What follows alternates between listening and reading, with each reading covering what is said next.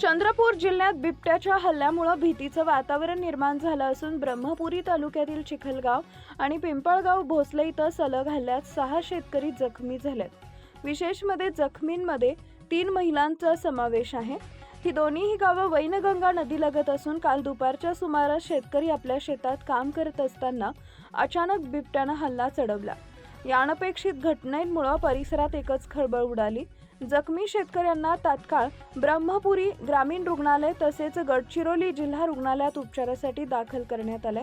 सध्या सर्वांवर उपचार सुरू आहेत। दरम्यान घटनेची माहिती मिळताच वन विभागाने तातडीने हालचाल करत परिसरात ट्रॅप कॅमेरे लावून बिबट्यांचा शोध सुरू केलाय। नागरिकांना सतर्क राहण्याचं आवाहन प्रशासनाकडून करण्यात आले आहे। रामचंद्र जी पिते पिंपळगाव राहणार पिंपळगाव भोसले। मी शेतावर काम करत असताना अचानक माझ्यावर येऊन पडला बिबट। मी नम्रता नरेश पारधी चिखलगावचे रहिवासी राहणार आहे। आम्ही शेतावर काम करत होतो, तितक्यामध्ये बिबट्याने हल्ला केला।